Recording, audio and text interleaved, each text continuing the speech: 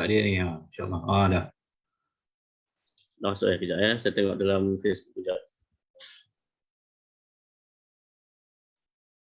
Tak dia ni, insyaAllah. Dah. Masuk kejap ya. Saya tengok dalam Facebook kejap. Tak dia ni.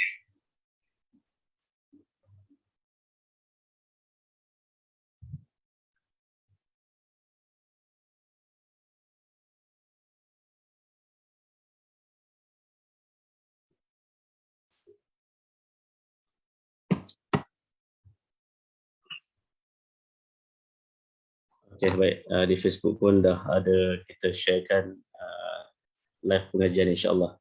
InsyaAllah kita akan mulakan. Bismillahirrahmanirrahim. Assalamualaikum warahmatullahi wabarakatuh. Waalaikumsalam warahmatullahi wabarakatuh. Waalaikumsalam warahmatullahi wabarakatuh.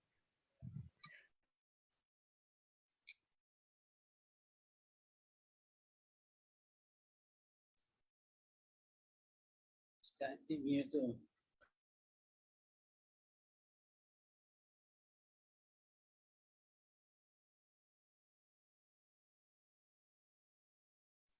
Kami pun tak dengar.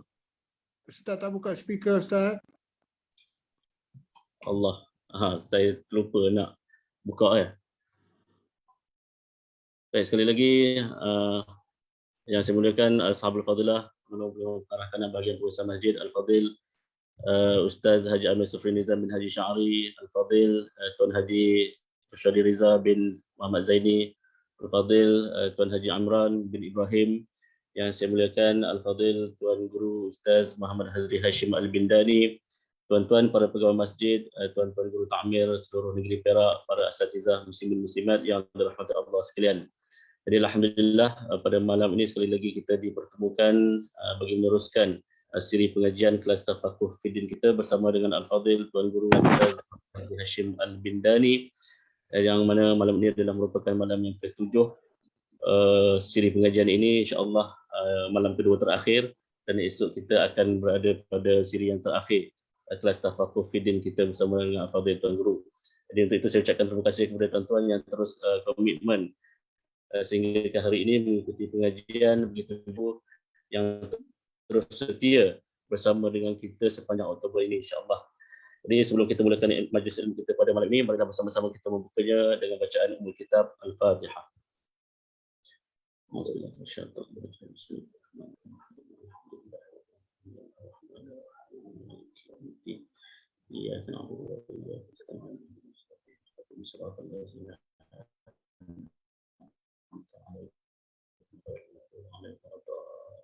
Amin amin ya rabbal alamin. Tuan-tuan muslimin muslimat yang dirahmati Allah sekalian, sekadar peringatan mesra daripada saya untuk khususnya kepada para peserta terdiri daripada kalangan guru-guru ta'mir dan juga pegawai masjid seluruh negeri Perak. Saya ingatkan tuan-tuan untuk terus mengisi link kehadiran pada malam ini dan insya-Allah esok yang terakhir, kerana esok kita akan mula edarkan link untuk penilaian khusus, begitu juga dengan link pencetakan sijil. Jadi sekiranya kehadiran tuan-tuan tidak mencukupi peratusnya, jadi dikhuatiri nanti bermasalahlah untuk mencetak sijil di akhir kursus nanti. Jadi jangan lupa untuk terus mengisi link kehadiran tuan-tuan malam ini dan juga malam esok. Sekarang itu saja peringatan daripada saya, dan untuk malam ini kita akan meneruskan pengajian pada muka surat yang ke-54 insya-Allah dengan tajuk pengertian masbuk. Untuk itu saya mempersilakan Al-Fadil Tuan Guru untuk meneruskan siri pengajian kita pada malam ini. Falyatafaddal mashkura.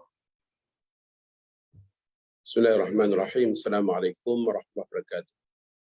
Alhamdulillah, nahmaduhu, nasta'inuhu, nastahdihi, nastaghfiruh. Wa na'udzu billahi min shururi anfusina min sayyiati a'malina, may yahdihillahu fala mudilla lahu wa may yudlilhu fala hadiya lahu. Asyhadu an la ilaha illallah, asyhadu anna Muhammadan 'abduhu wa rasuluhu wa habibuhu wa khaliluh. Allahumma shalli wa sallim ala sayyidina Muhammad wa ala alihi wa ashabihi wa man nasarahu wa wala. Qala rabbi shrah li sadri wa yassir li amri wahlul 'uqdatam min lisani yafqahu qawli. Rabbi yassir wa la tu'assir, rabbi tammim bil khair. Terima kasih pada pimpinan majlis Al-Fadhil Sa'adullah hafizahullah wa ta'ala bi sihatin wa afiyah, yang dihormati ashabul fadilah, penolong-penolong pengarah kanan, para asatizah, para imam muslimin dan muslimat yang dirahmati Allah Subhanahu wa taala. Alhamdulillah, segala puji dan syukur kepada Allah Subhanahu wa taala kerana dengan limpahan rahmat, taufik, hidayah dan juga inayah daripada Allah Subhanahu wa taala pada malam ni sekali lagi kita dapat sama-sama untuk meneruskan pengajian kita dan kita sambung pada tajuk berkenaan dengan masbuk. Pengertian masbuk. Masbuk ialah seorang makmum yang tidak sempat berdiri bersama imamnya sekadar masa bacaan surah Al-Fatihah yang sederhana sebelum imamnya rokok. Maksudnya makmum yang tak sempat menghabiskan bacaan Fatihah dalam saat qiyam bersama imamnya. Ia boleh berlaku keadaan seorang makmum dalam semua rakaat, sama ada pada rakaat pertama, kedua, ketiga dan seterusnya pada rakaat yang keempat. Ya, sebagaimana gambaran yang telah saya berikan dalam siri pengajian yang lepas.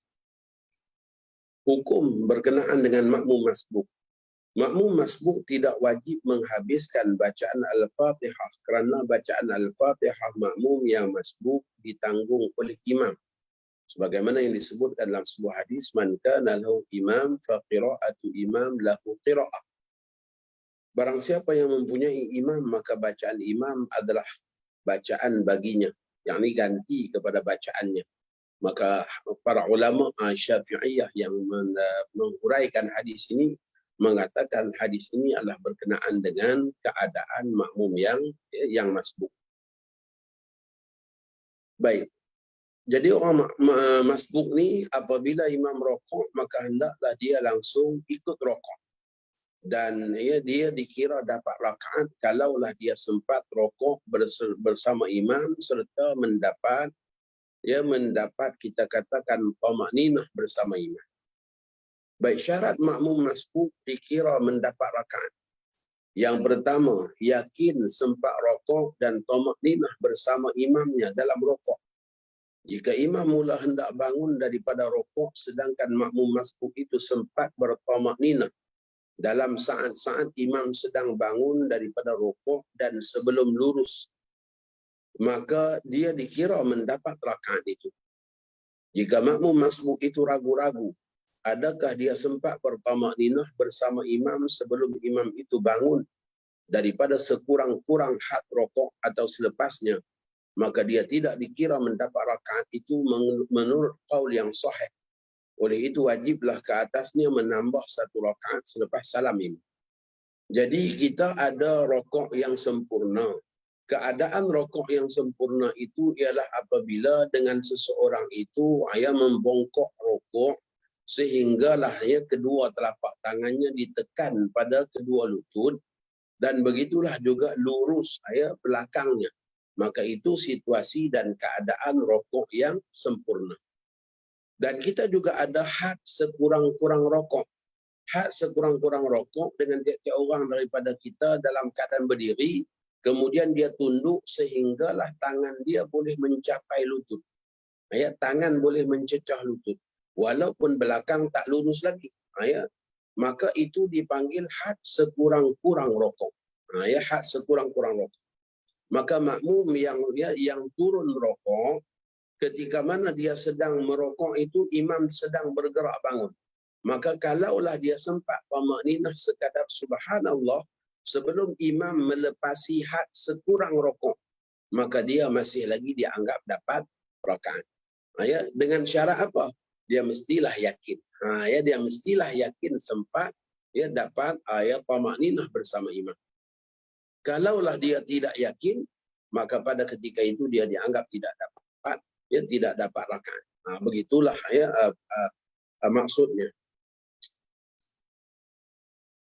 Yang kedua, imam berada dalam keadaan yang suci, yang tidak berhadas kecil atau besar. Jika imam berada dalam keadaan berhadas, maka makmum itu dikira tidak mendapat rakaat. Kerana imam itu tidak layak untuk menanggung bacaan Fatihahnya sendiri. Oleh itu bagaimana pula dapat diharapkan untuk menanggung bacaan Fatihah orang lain. Ini hal keadaan yang kedua, di mana keadaan imam tu mestilah dalam keadaan suci. Ya, macam kita katakan kalaulah tiba-tiba masya-Allah tuan imam, ya, saya berada di luar sekarang ni, jadi gambar kita punya audio dan gambar itu agak kurang jelas sikit. Mohon maaf. Baik. Jikalah contohnya selesai sembahyang tiba-tiba tuan imam kata mohon maaf saya lupa mandi wajib. Ya, contohnya lah. Ya, kalau jadi, ya, sebab bila nak dikatakan lupa ni, manusia ni lupa macam-macam. Ya, contohnya selesai salam yang kedua aja imam astagfirullahalazim, mohon maaf saya lupa mandi wajib. Contohnya, kalaulah jadi macam tu, maka pada ketika itu hendaklah orang yang masbuk bersama imam, ya, dalam erti kata dia rukuk bersama imam dengan harapan imam menanggung Fatihahnya.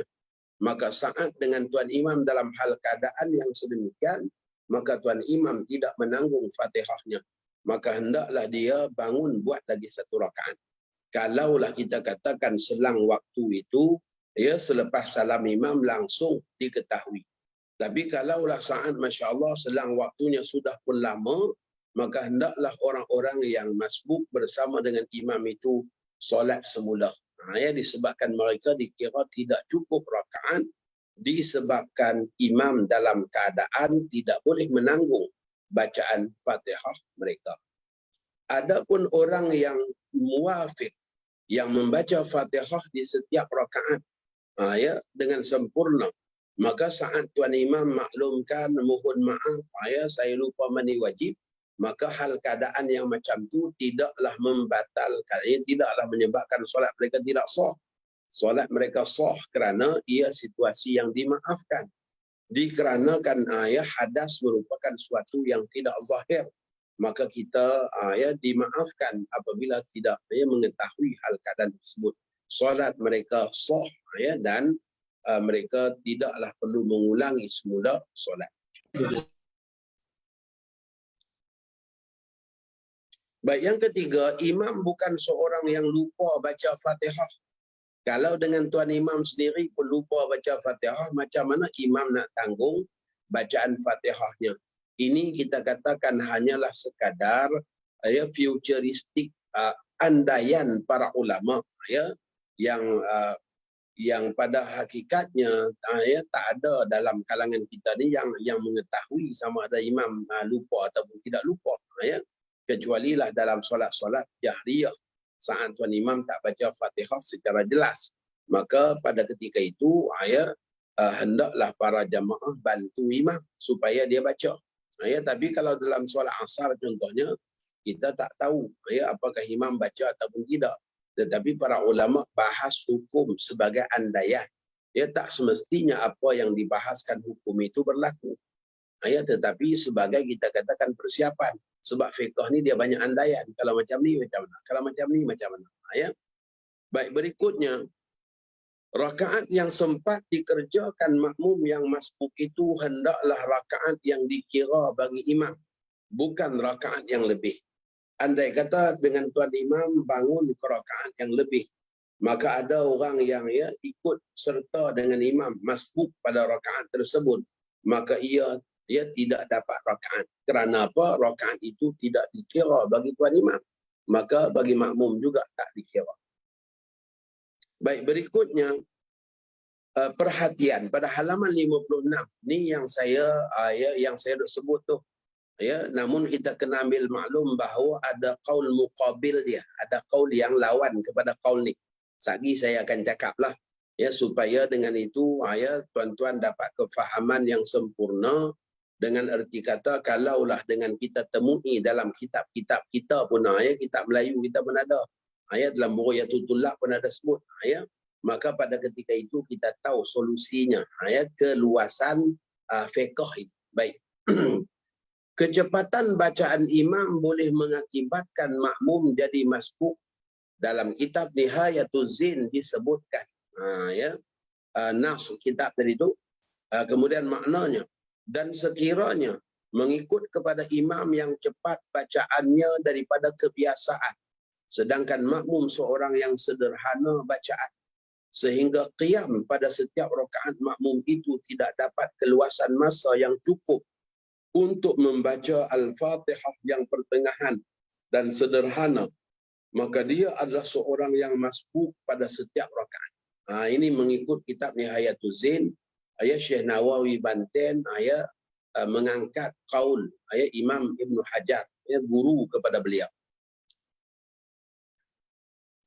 Maka hendaklah dibaca Fatihah sekadar waktu yang didapatinya, dan apabila imam rokok, hendaklah dia ikut rokok, dan luputlah apa yang berbaki daripada Al-Fatihah kerana imam menanggung buatnya. Keadaan ini boleh jadi mengakibatkan luput sebahagian Al-Fatihah pada setiap rakaat.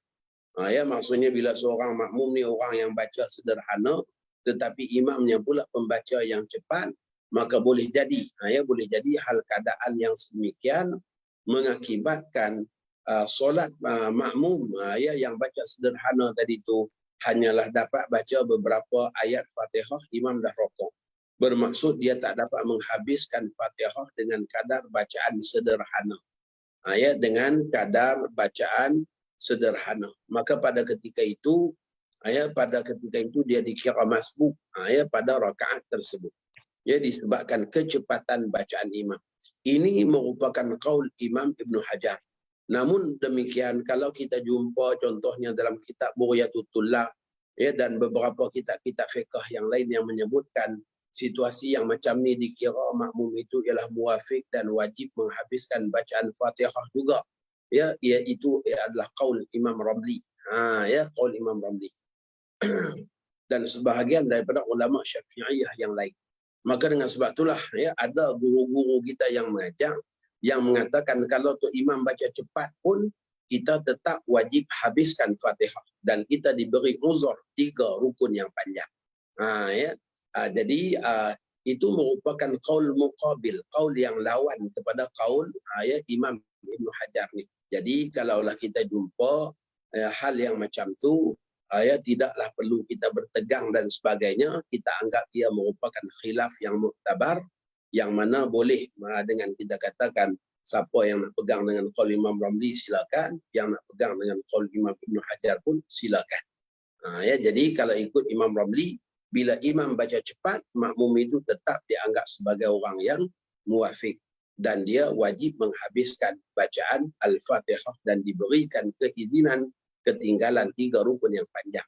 Manakala menurut Imam Ibn Hajar macam disebutkan oleh Syekh Nawawi Banten ni, maka orang tu sudah dianggap masbuk dan dia tidak lagi perlu menghabiskan bacaan Fatihah. Dan hendaklah dia langsung rokok. Sekiranya makmum masbuk menyibukkan diri dengan bacaan isti'adah dan doa iftitah, maka dia hendaklah membaca Al-Fatihah sekadar waktu yang telah diambil untuk membaca bacaan isti'adah dan iftitah itu, kerana dia dianggap cuai kerana mengutamakan yang sunat daripada yang fardu. Ini contohnya ketika mana kita datang lambat, maka kita bila kita dah takbiratul ihram lambat daripada imam, yang dituntut kepada kita ialah langsung dengan membaca Fatihah, tidak lagi dengan bacaan-bacaan sunat. Kecualilah dalam andaian kita, tuan imam lambat lagi nak rokok, maka pada ketika itu bolehlah dengan kita baca doa iftitah dulu. Tapi kalaulah dalam pertimbangannya dah hampir, kita katakan imam pun dah tengah baca surah, maka pada ketika itu tuntutan kita bagi orang lambat, langsung baca Fatihah. Tujuannya adalah supaya kita mengenal pasti apakah kita ni mengambil hukum masbuk atau muwafiq. Yang kalau saat kita baca Fatihah habis imam rokok, maka kita muwafiq. Yang kalau dengan saat kita baru baca Fatihah 4 ayat, tiba-tiba imam rokok, maka kita masbuk. Maka jelas bagi kita. Tapi kalau kita ambil masa baca doa iftitah dulu, maka barangkali itu akan mendatangkan kegusaran ataupun kita katakan akan menyebabkan kita keliru. Apakah kita ni orang yang sempat baca Fatihah sebenarnya ataupun tak sempat dari segi masa daripada takbir kita sampailah kepada rokok imam. Maka sukar untuk diketahui. Tetapi kami pernahlah tuan-tuan waktu mengaji dengan Syekh Nuruddin Marbu Al-Banjari dulu, Masya Allah, kita cuba seorang baca Fatihah, seorang baca doa iftitah, Allahu akbar kabira walhamdulillah katsira, sampailah ya inna salati wa nusuki wa mahyaya wa mamati lillahi rabbil alamin la syarika lahu wa bidzalika umirtu wa ana minal muslimin. Seorang lagi baca Fatihah, ya, maka baca doa iftitah tadi itu sudah pun mengambil keseluruhan ya bacaan Fatihah. Ya, baca doa iftitah yang sempurna tu, ya, sampai habis tu, ya, sudah pun mengambil masa yang cukup untuk baca Al-Fatihah. Maka dengan sebab itu, kalaulah orang ni dia baca doa iftitah sampai habis, tiba-tiba imam dia rokok, ya, tiba-tiba imam dia rokok, maka hendaklah dia mengambil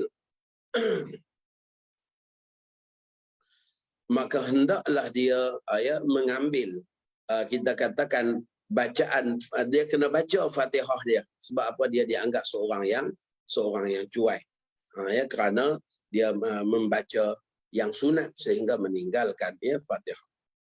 Baik, yang berikutnya sengaja melengahkan takbiratul ihram.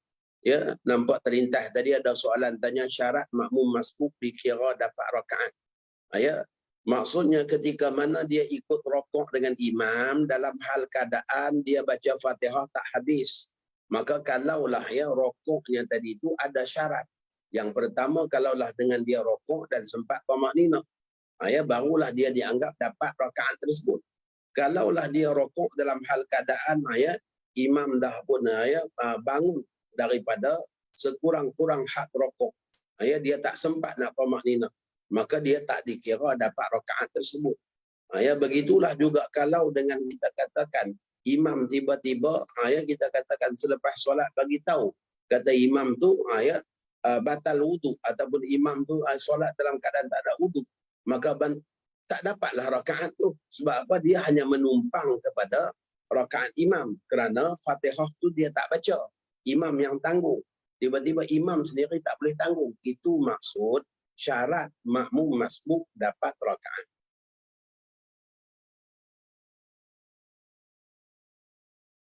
Baik, berikutnya makmum yang sengaja melengah-lengahkan takbiratul ihram sehingga imam rokok atau hampir-hampir rokok dikira cuai dalam mendapat fadilat takbiratul ihram dan fadilat membaca Fatihah bersama imam, tetapi tidak dikira cuai dalam mendapatkan rakaat. Perbuatan melambatkan takbiratul ihram itu adalah makruh. Ini seringkalilah berlaku dalam solat tarawih, ya, jemaah yang duduk dulu di belakang, bila imam ya takbir rokok barulah dia cepat-cepat bangun dan takbir rokok. Maka dari segi hukum dia adalah orang yang baru masuk solat. Walaupun dia dah ada lama, seseorang tu tak dianggap solat selama mana dia tak takbiratul ihram. Ya, maka orang yang macam ni dianggap cuai dalam memperolehi fadilat utama solat berjamaah. Ya, tetapi dia tidak dianggap cuai dalam mendapat rakaat. Sebab dia sempat rokok dengan imam, maka dia dapat rakaat. Memang hukum dia masbuk. Sebab apa? Dia masuk ketika mana ya dah pun hampir imam rokok ataupun imam sedang rokok. Maka dari segi hukum dia dapat rakaat. Tetapi dia dianggap luput fadilat berjamaah yang utama. Antaranya takbiratul ihram bersama imam, dia tak dapat. Antaranya amin dengan imam, dia tak dapat. Ya, antaranya mutaba'atul imam, ya, mengikut pada gerakan imam daripada satu ayat kita katakan selepas takbir dia langsung takbir, itu dia dapat ganjaran pahala mutaba'ah, ya, maka dia tak dapat. Ya, dia juga tak dapat pahala muwafaqah dengan imam dalam perkara-perkara yang dituntut muwafaqah, antaranya amin contohnya bersama imam, maka dia tak dapat, ya, kerana dia melengahkan takbiratul ihram ya bersama imam. Baik, berikutnya imam terbatal selepas makmum masbuk mendapat rukuk bersama imam.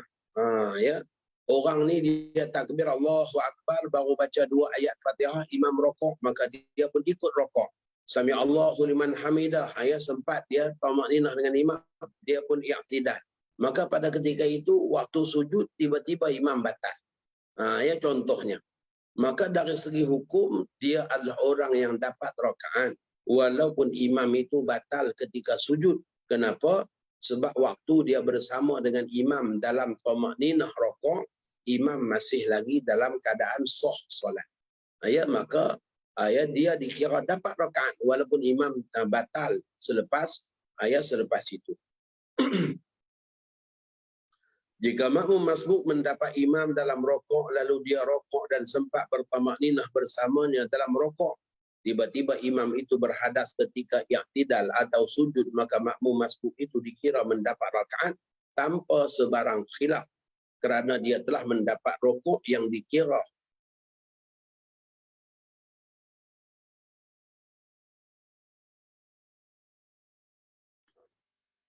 baik. Ujar Al-Qadhi, jika makmum masbuk itu mendapat imam dalam rokok dan sempat bertamakninah bersamanya dalam rokok itu, dan sebaik sahaja imam mengangkat kepalanya, makmum itu pun berniat mufaraqah, maka hukumnya harus dan dia dikira memperolehi rakaat itu. Demikianlah ditegaskan oleh Al-Baghawi dalam fatwa-fatwanya. Baik, berikutnya, imam menunggu orang yang hendak masuk solat. Jadi di sini saya tak bacalah teks secara satu-satu, kita ambil rumusan hukum saja.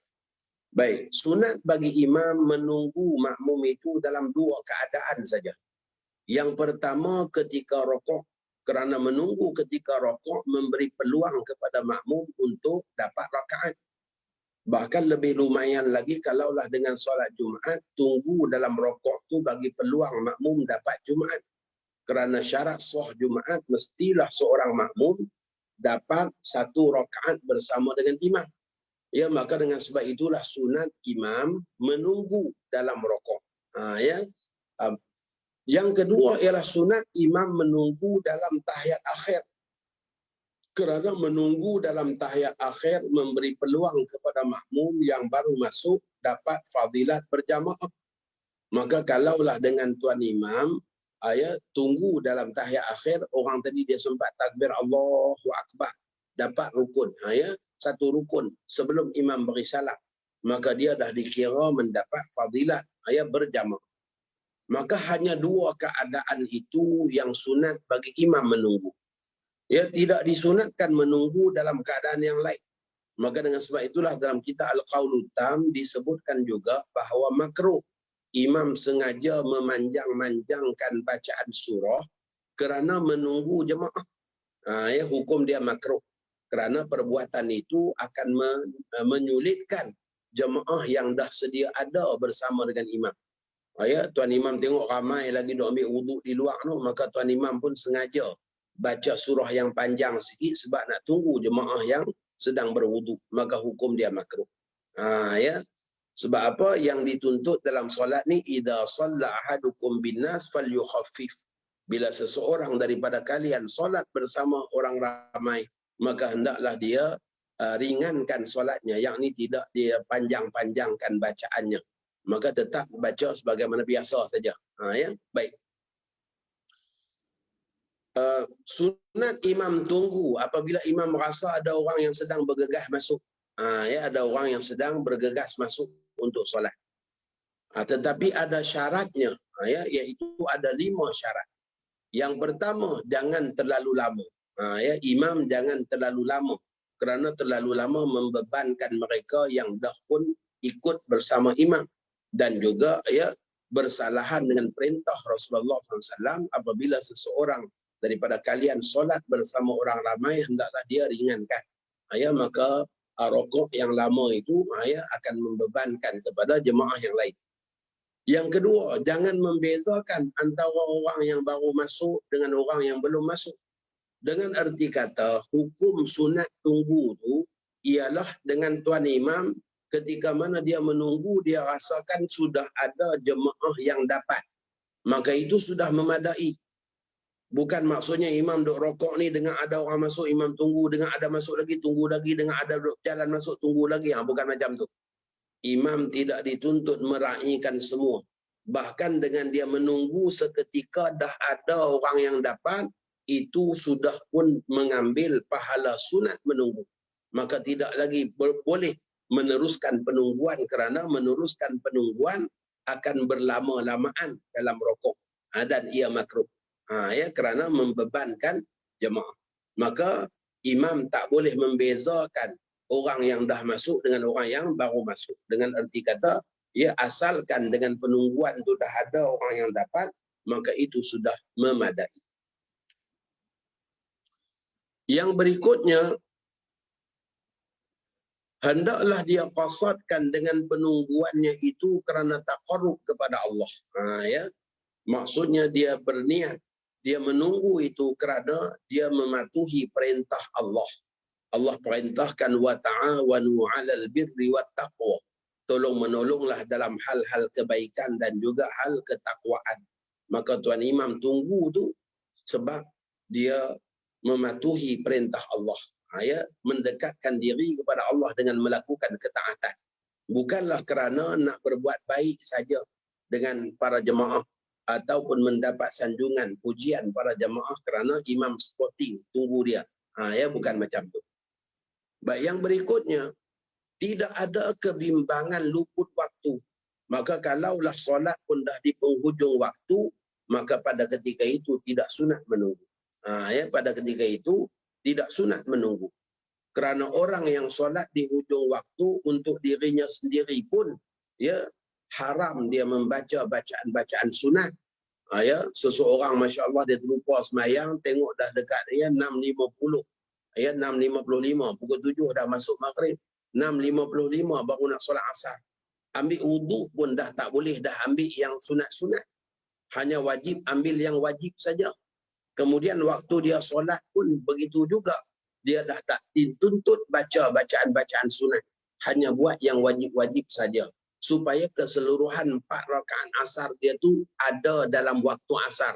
Tak terkeluar separuhnya ke dalam waktu maghrib. Ya, maka bacaan-bacaan sunat untuk diri kita sendiri itu adalah maslahat solat kita. Itu pun dah tak dituntut kalau sembahyang hujung waktu. Maka apatah lagi menunggu makmum yang merupakan maslahat solat makmum, bukan maslahat solat kita. Maka ia lebih-lebih lagi tak dituntut. Baik, yang kelima, janganlah orang yang baru datang itu dari mereka yang kebiasaannya lambat dan melengah-lengahkan takbiratul ihram. Ya, kalau tuan imam tahu kat belakang tu memang ada PL yang waktu imam takbir pun dia duk sembang-sembang lagi. Bila imam rokok dah barulah dia sibuk nak betulkan kain baru nak takbir. Ya, maka orang yang macam tu imam tak sunat tunggu. Sebab menunggu dia memberi peluang dia melengah-lengahkan lagi solat kerana tahu imam akan menunggu dia. Ya, maka orang yang melengah-lengahkan takbiratul ihram tak sunat ditunggu. Baik.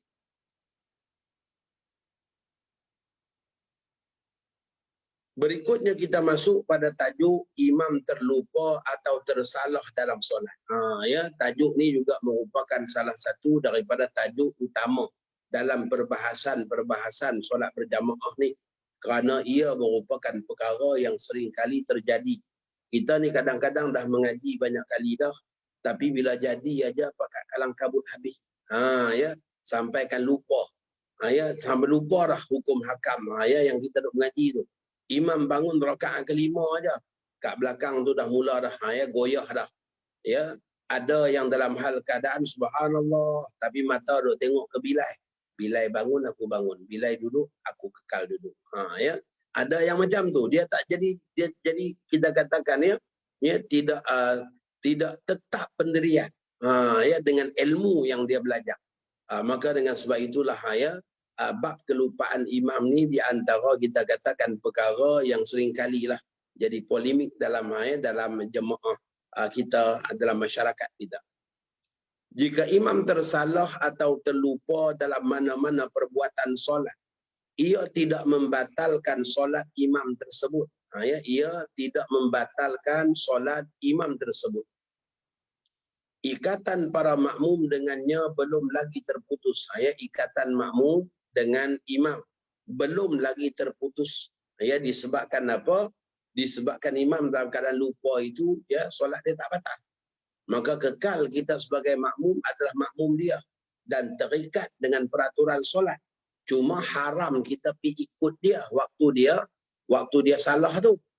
Ya, kita masih makmum dia. Dan kewajipan kita ialah berada pada tempat yang sepatutnya. Ya, berada pada tempat yang sepatutnya.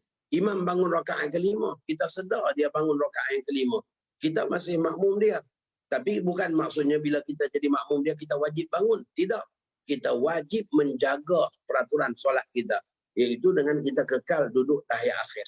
Menunggu imam yang bangun tadi. Dan sunat untuk kita memberikan peringatan dengan subhanallah. Perbuatan-perbuatan imam sewaktu terlupa itu tidak dianggap menambah atau mengurangi rukun-rukun solat dengan sengaja. Baik, dalam sebuah hadis Nabi kita katakan innallaha wada'a an ummati al-khata'a wan nisyan wa mastukrihu alaih. Sesungguhnya Allah tidak mengambil kira ya sesuatu sebagai suatu ibadah ya ataupun suatu kesalahan daripada umatku pada perbuatan yang tersalah ya ataupun dengan perbuatan yang terlupa dan apa yang terpaksa. Baik. Syekh Muhammad Az-Zuhaili mengatakan jika imam meninggalkan suatu perbuatan fardu solat seperti duduk pada tempat yang sepatutnya berdiri. Ya contohnya imam duduk membaca tahiyat awal pada rakaat pertama. Ya patutnya berdiri ke rakaat yang kedua, tiba-tiba dia duduk baca tahiyat awal. Atau berdiri pada tempat yang sepatutnya dia duduk. Contohnya seperti imam bangun ke rakaat yang kelima. Ya, imam bangun ke rakaat yang kelima. Tidak harus bagi makmum untuk mengikutinya pada meninggalkan perbuatan tersebut. Ya, tak boleh makmum ikut. Ya, makmum tak boleh ikut. Sama ada dia tinggalkan kerana sengaja atau terlupa. Sama ada imam itu tinggalkan sengaja atau terlupa. Ini kerana makmum wajib mengikut imam, ya wajib mengikut perbuatan-perbuatan solat. Sedangkan apa yang dilakukan oleh imam itu bukanlah daripada perbuatan solat. Duduk baca tahiyat awal rakaat pertama bukan buat perbuatan solat. Tak ada tahiyat awal di rakaat pertama. Bangun ke rakaat yang kelima sembahyang asar juga bukan perbuatan solat. Solat asar 4 rakaat saja. Maka tak wajib makmum ikut. Bahkan haram dia ikut. Kerana mengikut akan menyebabkan batal solatnya. Ya, ikut dengan sengaja dalam hal keadaan dia sedar, maka akan batal solatnya. Baik, berikutnya mengingatkan imam yang lupa. Sunat makmum mengingatkan imam yang tersalah atau terlupa dengan cara bertasbih bagi makmum lelaki dan menepuk belakang tangan bagi wanita. Orang lelaki ini tasbih subhanallah bagi peringatan pada imam ketika mana imam terlupa. Adapun perempuan sunat mereka hanya tepuk belakang tangan saja. Ya, waktu dia tengah solat tu tepuk belakang tangan. Itu sekiranya ya dengan golongan perempuan tersebut solat dalam kehadiran, ya dalam kehadiran kita katakan orang yang bukan mahram mereka. Tapi kalaulah contohnya solat tu hanya sekadar suami isteri saja. Ya suami jadi imam kepada isterinya, tiba-tiba suami tadi tersalah, maka boleh isterinya tadi itu menegur dengan subhanallah. Begitulah juga seorang perempuan solat dengan anak lelakinya, ya berjamaah di rumah. Maka kalau dengan imamnya tersalah, boleh saja dengan menegur dengan subhanallah. Ya sebagaimana teguran yang berlaku juga yang dilakukan oleh orang lelaki. Baik, berikutnya perhatian. Jika imam meninggalkan bacaan ayat atau melangkau ayat sama ada pada bacaan Al-Fatihah atau surah, maka tegurannya adalah dengan membaca ayat yang ditinggalkan itu. Ya. Sebab nanti bila kita sebut kata tegur imam ni mestilah tasbih, takut nanti bila imam tinggal ayat pun pakai duk tasbih belaka pula. Sebab kalau imam tinggal Fatihah kita duk tasbih dia takkan ingat. Ya, dia takkan perasan. Maka yang dituntut ialah kita baca alhamdulillahirabbil alamin ataupun ayat yang dia tinggalkan. Jika imam meninggalkan rukun perbuatan atau menambah perbuatan seperti bangun ke rakaat yang lebih, maka tegurannya adalah dengan cara bertasbih. Ya, pada perbuatan, pada rukun perbuatan. Ya. Baik. Kita masuk pula pada tajuk beberapa penyelesaian masalah kelupaan imam ni di antara masalah-masalah yang dah sering kali berlaku, lalu saya letakkan dalam buku ni supaya jelas pada kita bagaimana praktis dalam dalam menegur ataupun bagaimana solusi kepada masalah yang dihadapi apabila ia berlaku. Imam terlupa baca Fatihah rakaat kedua solat jahriyah, maghrib, isyak, subuh ataupun tarawih. Yang sering duk jadi ni tarawih. Sebab tarawih ni banyak surah. Ya, kita dulu-dulu ni waktu buat tarawih 20 rakaat, duk susun daripada Al-Duha turun ke bawah tu. Masya-Allah, selepas ni surah apa? Selepas ni surah apa? Selepas ni surah apa? Itu yang kadang-kadang bila bangun aja ke rakaat yang kedua, langsung bismillahirrahmanirrahim wattini wazzaitun. Fatihah tak baca lagi. Sebab waktu dia tengah duk sujud, dia duk teringat ni lepas ni baca wattin. Lepas ni baca wattin. Baik, yang angkat tangan silakan. Silakan Tuan Haji Yusof berderai. Angkat tangan tadi. Teruskan soalan. Unmute Ustaz. Ya. Okey, kalau kata imam ni dia kurang rakaat, contoh sembahyang isyak, dia buat 3 rakaat terus salam. Lepas tu ditegur oleh makmum, apa perlu imam buat? Dia tambah serakaat ke ataupun nak ulang balik 4 rakaat tu? Terima kasih. Baik. No. Imam tak cukup rakaat. Sembahyang asar patutnya dengan 4 rakaat. Tiba-tiba imam duduk membaca tahiyat akhir pada rakaat yang ketiga. Pada rakaat yang ketiga.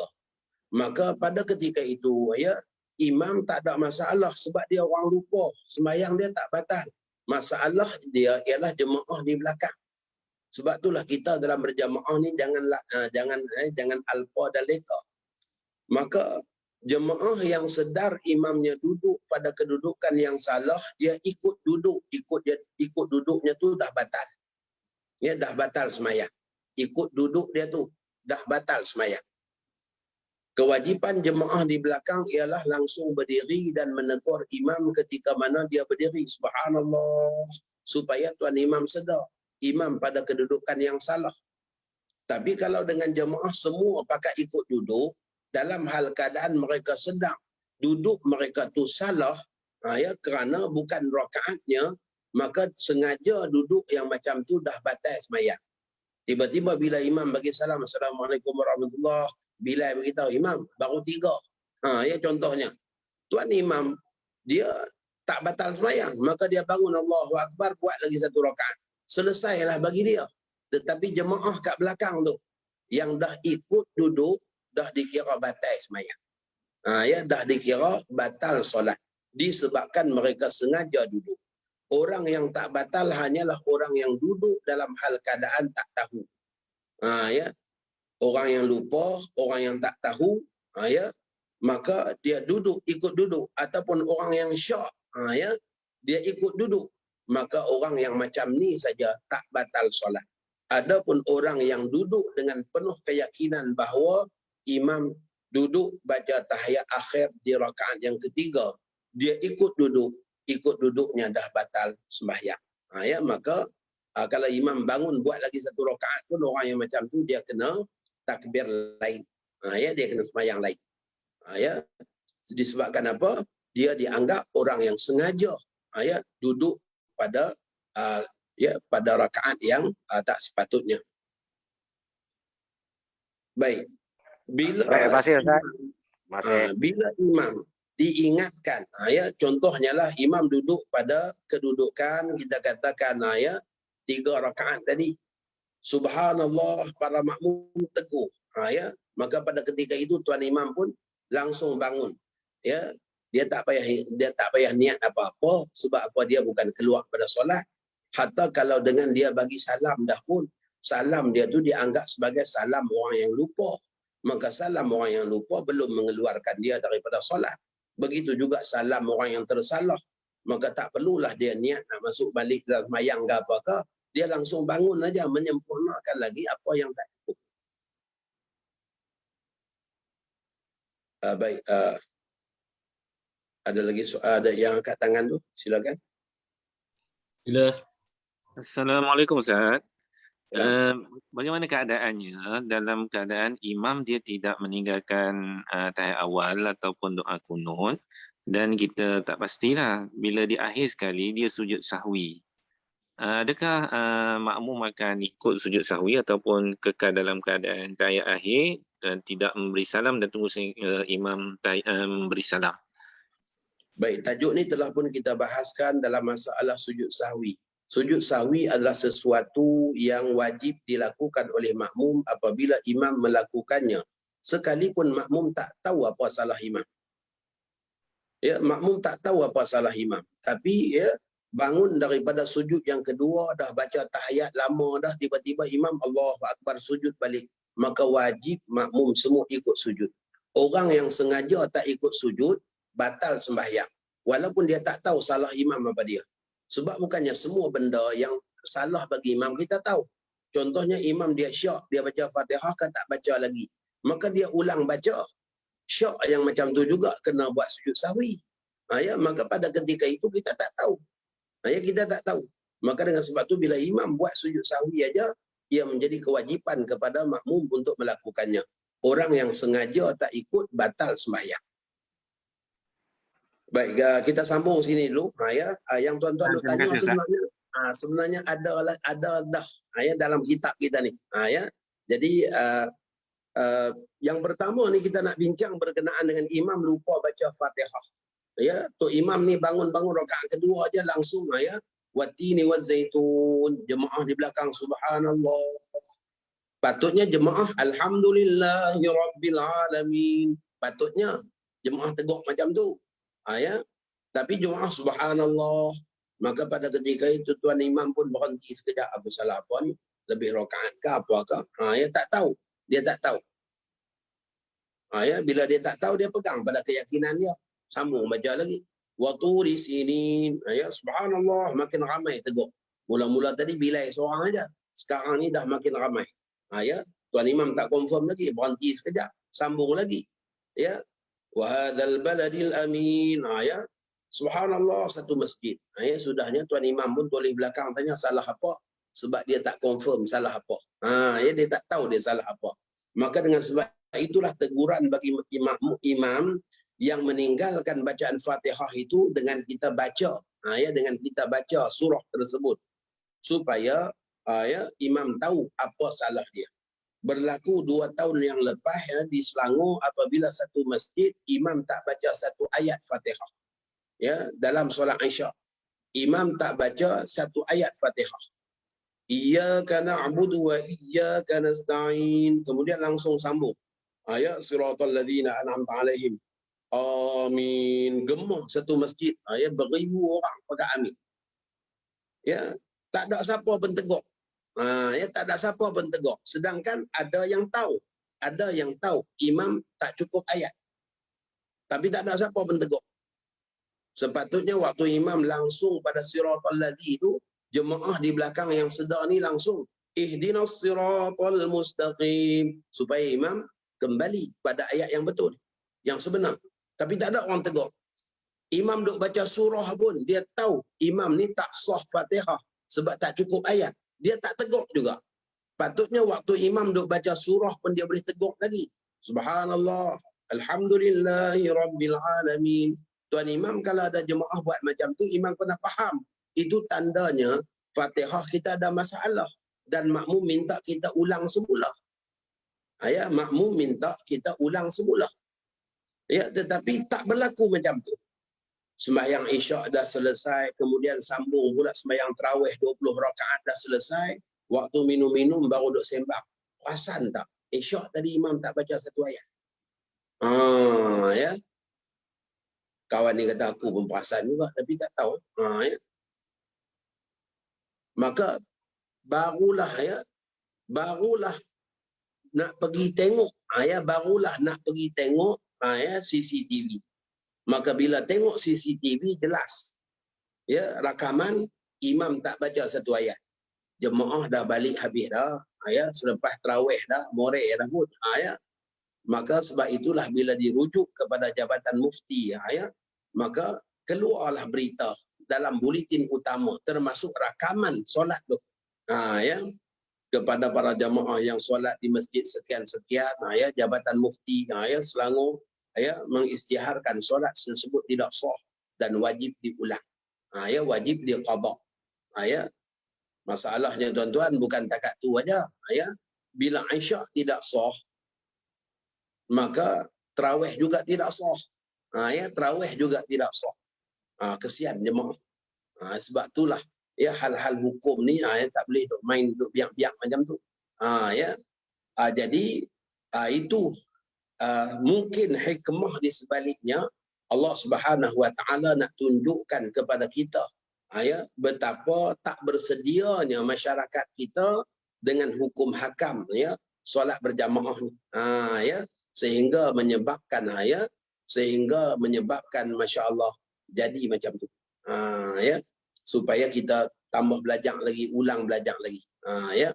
Jadi makmum yang sedar imam baca Fatihah tak cukup ayat, waktu imam turun rokok, dia juga haram rokok. Sebab apa? Sebab imam itu belum sah Fatihah.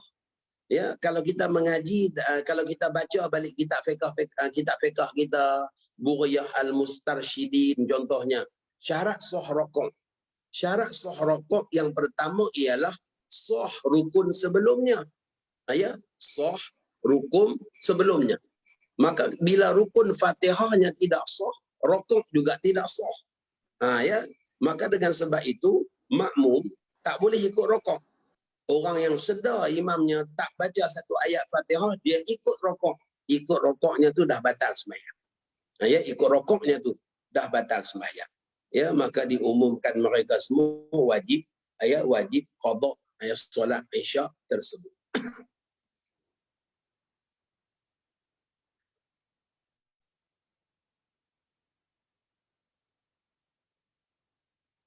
Baik, perhatian. Tidak boleh menegur imam dengan kata-kata yang bukan zikir. Seperti mengatakan Fatihah. Ya, maka batal sembahyang. Sebab bercakap dengan sengaja.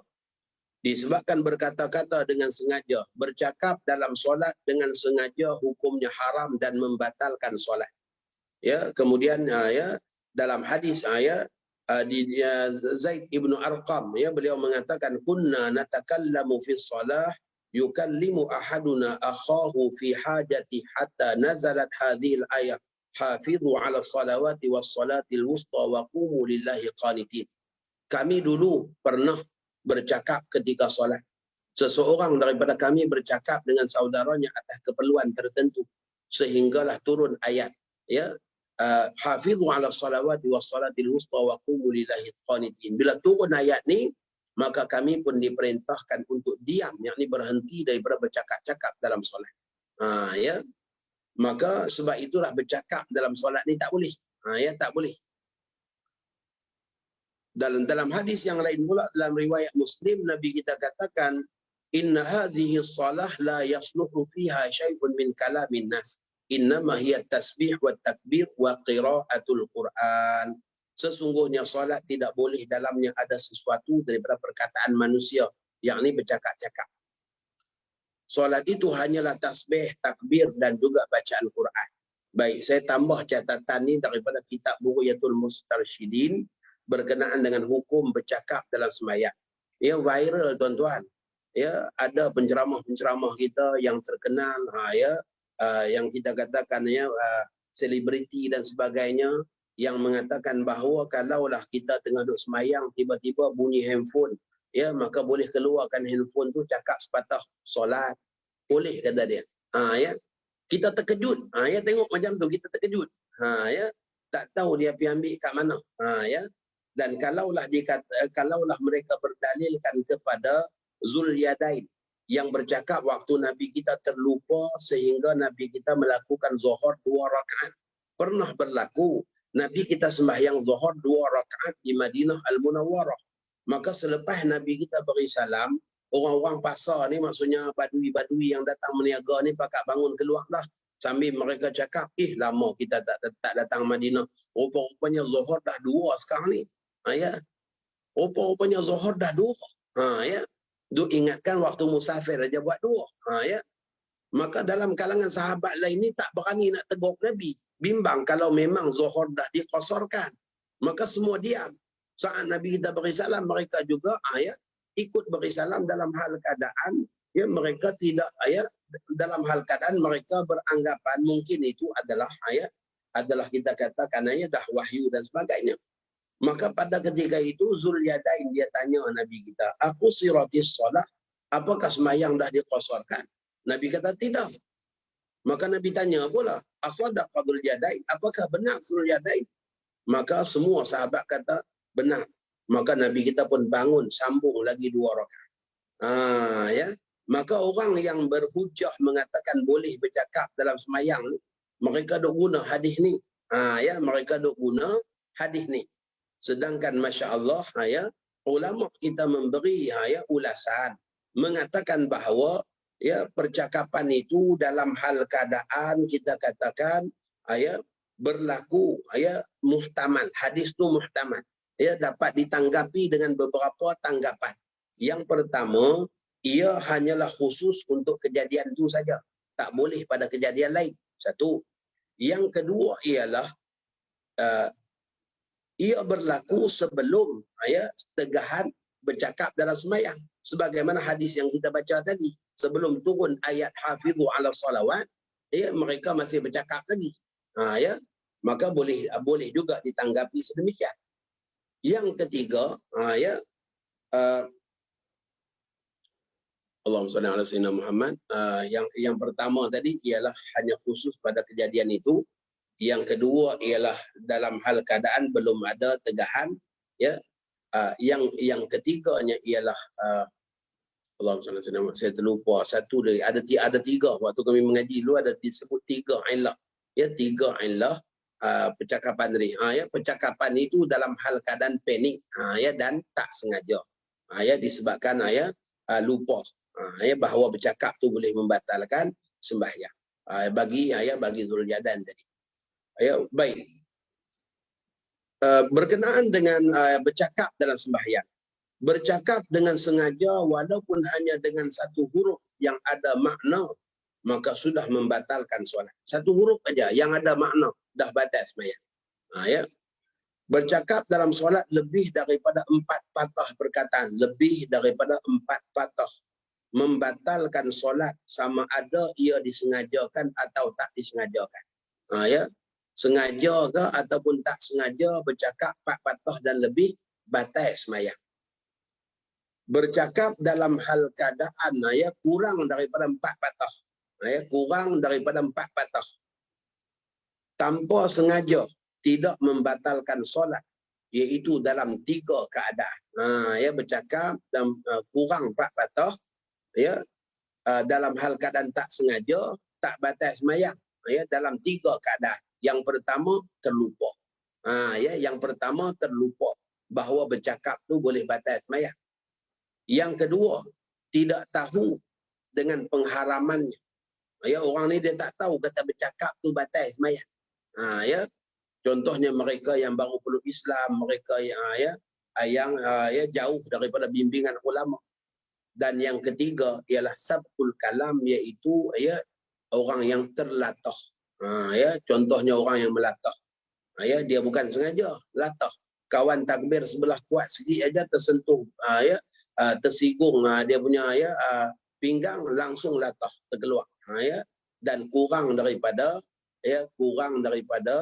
4 patah perkataan. Maka tidak batal solat. Baik.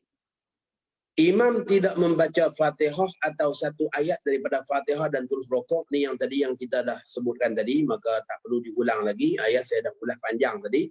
Baik, yang berikutnya, contoh yang kedua, imam duduk membaca tahiyat awal di rakaat pertama. Patutnya rakaat kedua duduk baca tahiyat awal, tiba-tiba rakaat pertama dah duduk. Wajib para makmum bangun berdiri dan sunat mengingatkan dengan subhanallah. Jika imam tidak bangun selepas diingatkan, maka makmum yang berdiri itu diberi pilih. Iaitu sama ada dia mufaraqah daripada imam ataupun dia menunggu sehingga imamnya bangun. Ada 2 pilihan. Nak tunggu pun boleh, nak mufaraqah pun boleh. Cuma orang yang nak tunggu dia kena bersiap sedia dengan hukum hakam yang mendatang. Sebab tuan imam ni dia anggap dia dah rakaat yang kedua. Maka bila dia bangun dia akan beranggapan dia di rakaat yang ketiga.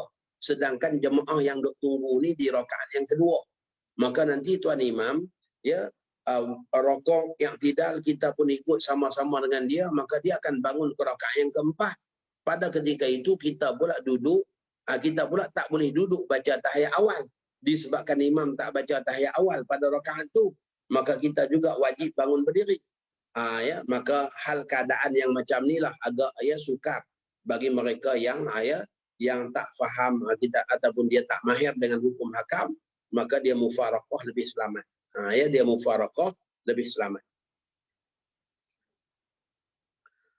Para makmum yang menunggu hendaklah bersedia dengan keadaan-keadaan yang bakal dihadapi kerana imam akan beranggapan dia bangun ke rakaat yang ketiga sedangkan pada hukum masih rakaat yang kedua bagi imam dan makmum. Makmum yang ikut duduk membaca tahiyat awal dalam keadaan sedar imam pada kedudukan yang salah dianggap sengaja melakukan kesalahan, maka batal solat mereka itu. Ya, tidak batal solat makmum yang ikut duduk kerana terlupa atau tersalah atau tak tahu. Ya, orang yang baru masuk contohnya dia tak tahu imam pun rakaat yang pertama ataupun kedua. Bila imam duduk tahiyat dia pun duduk sebab dia tak tahu. Maka orang yang macam ni tak batal solat. Orang yang lupa juga tak batal. Ya, yang batal hanyalah orang yang ingat dan tahu, maka dia sengaja duduk ikut dengan imam tu membatalkan solat dia. Baik, yang berikutnya imam bangun ke rakaat yang lebih seperti rakaat kelima bagi solat asar atau rakaat keempat bagi solat maghrib. Ya, ni pun sering kali berlaku. Ya. Baik, yang pertama kita ambil dulu hukum imam bangun tu. Ya. Imam bangun ke rakaat yang kelima ni dia ada banyak berbagai-bagai kita katakan andaian. Kadang-kadang dia bangun ke rakaat yang kelima itu adalah disebabkan terlupa ataupun tersalah. Maka imam yang bangun dalam keadaan terlupa dan tersalah tu sembahyang dia tak batal. Tapi saat makmum tegur dia subhanallah, maka pada ketika itu dia pun teringat yang dia ni dah lebih rakaat. Dia ni dalam kedudukan yang salah. Maka imam itu wajib kembali duduk. Ya, dia tak boleh dah nak teruskan sampai rokok. Kalau diteruskan lagi maka solatnya batal kerana sengaja melakukan perbuatan tambahan dalam solat saat dia mula ingat bahawa dia pada kedudukan yang salah. Ya, maka batal sembahyang kalau diteruskan lagi. Ini satu keadaan, iaitu bangun dalam keadaan lupa ataupun tersalah. Yang kedua ialah imam yang bangun dalam hal keadaan menyempurnakan syak. Ya, menyempurnakan syak yang dialaminya di dalam solat. Contohnya, dia syak apakah dia dah baca Fatihah ataupun belum waktu dia sedang rokok bersama jemaah. Allahu Akbar rokok, maka syak. Dia baca Fatihah ke belum? Baca Fatihah ke belum? Ya. Maka pada ketika itu dia hendaklah meneruskan rakaat itu.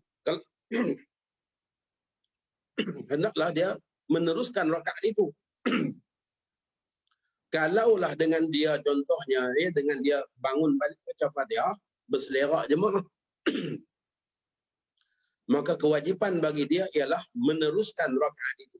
Ya, hendaklah diteruskan rakaat tersebut. Maka bila dah berada dalam tahiyat akhir, bila kita katakan dah berada pada rakaat akhir, barulah imam bangun buat lagi satu rakaat untuk diri dia sendiri untuk menyelesaikan syak yang dia alami. Maka dalam hal keadaan yang macam tu, imam ni kalau kita tegur dia subhanallah macam mana pun dia tak akan duduk. Disebabkan apa? Disebabkan dia orang yang bangun menyempurnakan apa yang tak cukup bagi diri dia. Dan sunat bagi imam itu buat isyarat. Ya, saat dia bangun ni, dia bangun untuk menyempurnakan syak dia, ya, maka pada ketika itu makmum tegur subhanallah, ya, imam sunat jatuhkan tapak tangan ni, jatuhkan tangan, tunjuk tapak tangan dia kepada jemaah, ya, supaya jemaah tahu bahawa imam kita bukan orang lupa, kita sabar tunggu. Ya, imam kita bukan orang lupa, tapi dia orang yang ada masalah sehingga dia bangun buat lagi satu rakaat. Ya, dengan jelas bila dia turunkan tangan tu, ya jemaah tengok dia faham. Itu isyarat imam. Nabi kita pun tengah-tengah sembahyang ada orang datang tanya, Nabi kita angkat tangan sebagai isyarat. Ya. Sayyidah Ummu Salamah bila tengok Nabi kita sembahyang sunat selepas asar, maka pada ketika itu Ummu Salamah kata pada Jariyah, cuba pergi tanya Rasulullah, ya sembahyang apa pula selepas asar ni? Mungkin Nabi kita terlupa ke? Nah ya. Maka Jariyah pun pergi tanya, ya Rasulullah, engkau kata begitu dan begini, maksudnya tak boleh sembahyang selepas asar. Maka apa pula ni? Ya, tiba-tiba Nabi kita angkat tangan. Ya, maksudnya Nabi kita faham, Nabi kita sedang ya, bahawa Nabi kita tunjukkan isyarat bahawa itu bukanlah kelupaan. Itu bukanlah kelupaan. Maka begitulah juga imam saat dia bangun ke rakaat yang kelima pada pandangan makmum, tetapi pada hukum diri dia sebenarnya itu rakaat keempat bagi diri dia. Kerana dia ada hadapi masalah tadi, syak tadi. Maka pada ketika itu, ya sunat imam ni tunjuk isyarat kepada jemaah supaya jemaah faham, ya, dan mereka boleh pilih sama ada mereka nak menunggu ataupun mereka niat mufaraqah. Ya. Maka sebab itulah ketika mana ya, imam bangun ke rakaat yang lebih, kalaulah dengan kita ucap subhanallah dia turun balik, alhamdulillah, itu tandanya dia daripada lupa kepada ingat. Tetapi kalaulah dengan kita ucap subhanallah dia tak turun, ya kita tak boleh anggap bahawa imam ni kita dah tegur ramai-ramai pun dia tak turun juga, maka batal semayang dia. Kita tak boleh anggap macam tu. Ya, dia masih lagi imam kepada kita. Ya, maka dengan sebab itulah ya kita hendaklah menunggu ataupun kita mufaraqah. Bahkan kaedah mengatakan bahawa imam hendaklah berpegang dengan keyakinannya sendiri kalau imam tak yakin dengan teguran jemaah. Biarlah jemaah ramai mana pun, ya, sepenuh masjid pun subhanallah, tapi dengan tuan imam tak yakin dengan teguran jemaah, imam hendaklah berpegang dengan keyakinannya sendiri. Sebab ada kaedah yang macam itulah bila imam bangun rakaat yang kelima, kita tegur subhanallah dia tak turun balik, maka kita tak boleh anggap yang dia dah batal. Ya, kita tak boleh anggap yang dia dah batal. Kita boleh beranggapan mungkin dia bangun menyempurnakan syak, ataupun mungkin juga dia orang yang tak yakin dengan teguran kita. Maka dengan sebab itu, ya, kita kekal sebagai makmum dia, kecuali bila kita niat mufaraqah.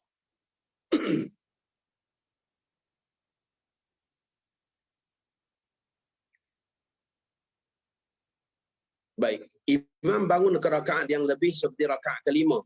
Wajib para makmum duduk menunggu imam dalam tasyahud akhir dan sunat mengingatkan imam dengan subhanallah agar imam itu sedar lalu duduk semula. Jika imam tidak turun duduk semula selepas diingatkan, maka makmum yang duduk itu diberikan dua pilihan. Yang pertama niat mufaraqah, yang kedua ialah kekal menunggu. Ya, yang kedua ialah kekal menunggu. Baik, yang ketiga, makmum yang ikut berdiri dalam keadaan sedar imam pada kedudukan yang salah, batal sembahyang. Tidak batal solat makmum yang ikut berdiri kerana terlupa atau tersalah ataupun kerana tidak, ya, atau kerana tidak tahu. Ya, maka orang yang macam ni tak batal sembahyang. Baik, perhatian. Wajib imam atau orang yang teringat bahawa dia berada di rakaat yang lebih kembali kepada duduk tahiyat akhir. Jika dia teruskan lagi perbuatan selepas ingat seperti rokok, maka batallah solatnya. Jika makmum yang mengikuti imam yang bangun ke rakaat yang kelima itu seorang makmum masbuk yang tahu imam itu mendirikan rakaat yang lebih, nescaya tidak sah ikutannya. Kita ni orang lambat, ya. Waktu kita datang imam duduk tahiyat awal, ya, sembahyang maghrib. Contohnya kita pun takbir langsung duduk tahiyat awal. Ya, takbir langsung duduk tahiyat awal. Kemudian masya-Allah, ya, rakaat yang berikutnya patutnya tahiyat akhir lah, sembahyang maghrib. Tiba-tiba tuan imam bangun. Ya, tiba-tiba tuan imam bangun lagi satu rakaat. Maka pada ketika itu walaupun kita ni orang yang belum cukup rakaat, tapi kita tahu imam tu bangun pada kedudukan yang salah, Macam Syekh Muhammad Zuhaili sebut tadi tu. Ya, macam Syekh Muhammad Zuhaili sebut, bila imam bangun bukan pada gerakan solat, maka haram makmum di belakang ikut. Kerana ikut batal sembahyang. Bila imam duduk bukan pada kedudukan solat, ya, sama seperti duduk tahiyat awal rakaat pertama, haram makmum ikut duduk. Sebab apa? Membatalkan solat. Maka begitulah juga bagi orang yang masbuk, yang belum cukup rakaat pun, bila imam bangun ke rakaat yang lebih, saat dia tahu imam tu bangun ke rakaat yang lebih, maka dia tak boleh ikut. Ya, dia tak boleh ikut kerana itu bukan gerakan solat, bukan perbuatan solat. Kewajipan makmum ialah mengikut gerakan ataupun kita katakan ya perbuatan solat. Jika makmum masbuk yang ada baki rakaat, tahu imam bangun ke rakaat yang kelima, maka makmum itu tidak boleh ikut bangun. Ikut bangun juga batal sembahyang kerana dia ikut bangun bukan pada perbuatan solat imam. Baik, imam melakukan sujud ketiga pada duduk tahiyat akhir. Imam melakukan sujud yang ketiga pada duduk tahiyat akhir. Jika imam sujud setelah Kalau nak teruskan ke nak sambung esok ke macam mana? Okey. Kalau Kita buka tak solat. masalah. Boleh. Macam mana Ustaz? Boleh? Boleh, Ya. boleh insya. Sebab Ustaz, kita dah terambil masa Tuan Guru ni, segan juga. Sebab anak tu ingat kalau mungkin kita lagi satu malam tu kita tak dapat habis ya, jadi tu yang malam ni agak lajak sikit tu. Selepas sebab besok mungkin tajuk ni saya takkan ulang lagi, kita nak terus masuk pada tajuk istikhlaf. Sebab itu di antara tajuk yang berat lah ya, tajuk yang berat yang sukar untuk kita banyak perkara lah yang patut kita bincang dalam tajuk istikhlaf tu. Jadi kalau Ustaz rasa memang nak lajakkan, kita tak ada masalah. Cuma terambil masa sikit lah. Ya. Baik. Kita habiskan yang ni je. Kita habiskan muka surat. Baik, imam melakukan sujud ketiga pada duduk tahiyat akhir. Ya, jadi kalaulah kita bangun, imam sujud, kita pun sujud. Imam bangun, ya, kita pun baca tahiyat sama-sama imam. Kita baru at-tahiyatul mubarakatus salawatut thayyibatu lillah, tiba-tiba imam Allahu akbar sujud. Maka pada ketika itu hukum dia belum sampai masa untuk melakukan sujud sahwi. Kerana bacaan tahiyat pun tak habis lagi. Ya, kita bukan orang yang sujud lama. Imam bangun, kita langsung bangun. Kita baru baca 3 patah tahiyat, jadi tiba-tiba imam sujud semula. Maka itu tandanya imam melakukan sujud yang ketiga dalam keadaan terlupa. Maka kita tak boleh ikut. Tapi kalaulah kita dah baca habis pun tahiyat, tiba-tiba imam sujud, maka sujud itu dianggap sujud sahwi dan wajib kita ikut sama. Ya, wajib kita ikut sama. Baik, imam memberi salam sebelum melakukan sujud sahwi ini, tajuk ni kita dah bincang dah dulu sebenarnya. Ya, kita dah bincang dah dulu dalam bab sujud sahwi. Jadi saya rasa cukup dulu takat itu. Ya, ada soalan ke Ustaz? Kalau ada soalan boleh aja ya, untuk kita tengok satu dua soalan. Baik, Allah, terima kasih Tuan Guru. Itulah tadi kita dah terlajak sikit, jadi saya bukan nak menyekat untuk menyambung, tapi sebab terambil masa Tuan Guru sikit. Jadi insya-Allah kita boleh bacakan kot satu dua soalan saya. Silakan. Berkenaan dengan bercakap dalam solat tadi, ada soalan yang agak menarik. Bagaimana dengan perkataan virus al-corona dalam kunut nazilah, adakah dikira kalimat Arab ataupun bukan? Begitu juga dengan ada soalan yang lain tadi berkenaan dengan doa untuk Palestin dan sebagainya. Adakah itu kalimat bahasa Arab? Kalau sekiranya bukan bahasa Arab, adakah batal? Itu ada soalan. Maka ada kita tanya baru-baru ni kepada Syekh Said Saltud, ya, guru kami yang digelar juga dengan Syafi'i Saghir, ya, berkenaan dengan doa berkenaan dengan corona dan sebagainya ni. Maka beliau mengatakan bahawa orang Arab juga menyebutnya, ya, orang Arab juga menyebutnya. Maka ia jadi seperti mu'arrab, ya, kalimah mu'arrab lah, ya, dan tidaklah dianggap sebagai batal. Wallahu a'lam. Dibolehkanlah maksudnya, ya. Baik, seterusnya situasi solat subuh rakaat pertama imam sujud tak cukup 2 kali. Tiba-tiba imam terlupa dan terus bangun untuk rakaat kedua. Makmum menegur. Imam turun semula untuk sujud kedua. Tiada sujud sahwi. Bagaimana keadaan itu? Baik. Imam ya, masalahnya ialah yang gambar taswir masalah ni ialah imam sujud, kita pun sujud. Imam Allahu Akbar langsung bangun berdiri. Ya. Maka pada ketika itu para makmum hendaklah menunggu imam dalam duduk antara dua sujud. Maka ya subhanallah supaya imam ya kembali duduk. Ya, kembali duduk bukan kembali sujud. Tapi bila kita subhanallah imam pula kembali sujud. Sama juga dia tak buat duduk antara dua sujud. Ya, dia tak buat duduk antara dua sujud. Maka ya masalah ni ya waktu saya mengaji dulu dengan Syekh Zakaria Awang Besar, kata dia kalau dah jadi caca marba macam tu memang kena ulanglah semula sembahyang. Ya kena ulang semula sembahyang. Wallah. Satu lagi soalan, bagaimana dengan imam yang telah selesai bagi salam kemudian baru menyedari ada najis pada pakaiannya? Adakah hukumnya ataupun situasi makmum tadi sama dengan imam yang lupa mandi hadas? Baik, ini tak sama ya. Berkenaan dengan najis pada pakaian imam, najis merupakan perkara zahir yang boleh nampak. Maka kalaulah najis itu secara jelas pada pakaian imam, hanya sahaja para jemaah tak tengok. Disebabkan semua sunat tengok tempat sujud, pakat tunduk belakang. Ya, sampai tak tengok ke belakang imam. Sedangkan najis itu jelas ada di belakang imam. Maka pada ketika itu hukum dia wajib ulang semula solat. Ya. Kecuali lah kalau dengan najis tadi itu kita katakan berada dalam hal keadaan terlindung.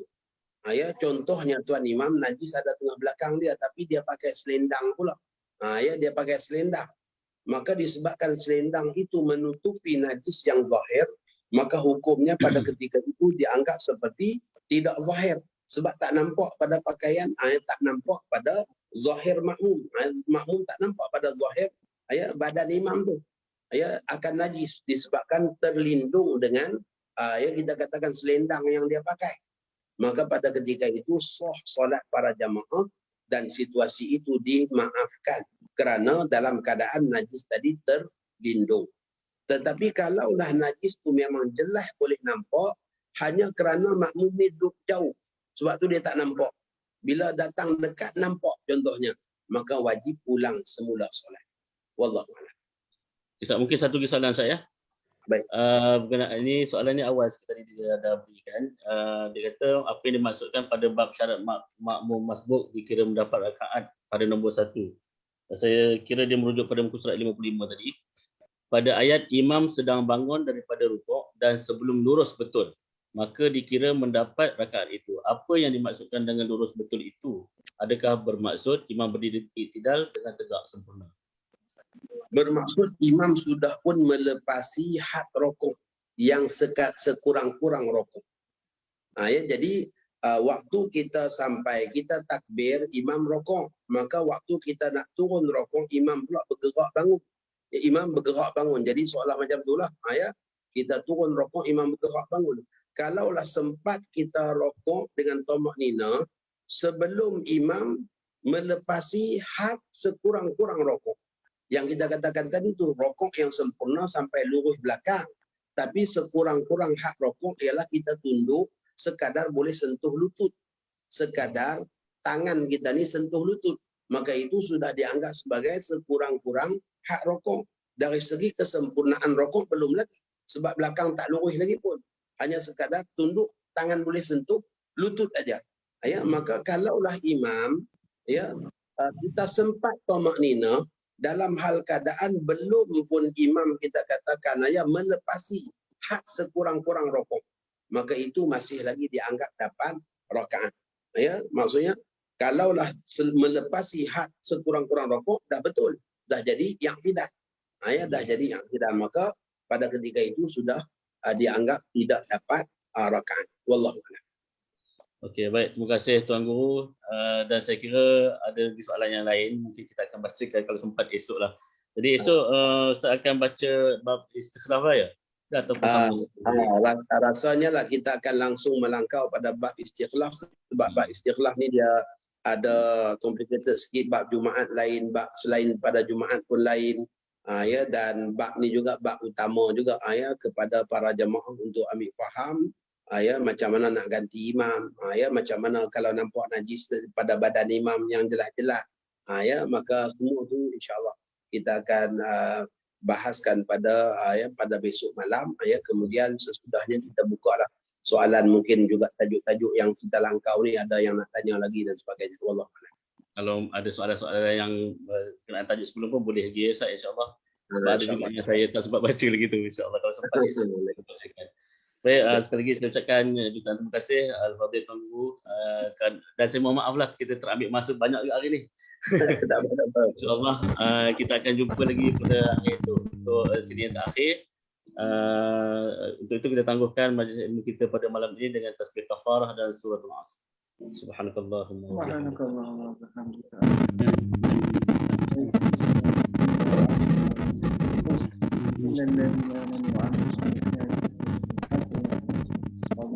Sekian. Ila liqa, ma'assalamah. InsyaAllah kita jumpa malam esok, malam terakhir. InsyaAllah. Assalamualaikum warahmatullahi wabarakatuh. Terima kasih Ustaz. Jazakallah.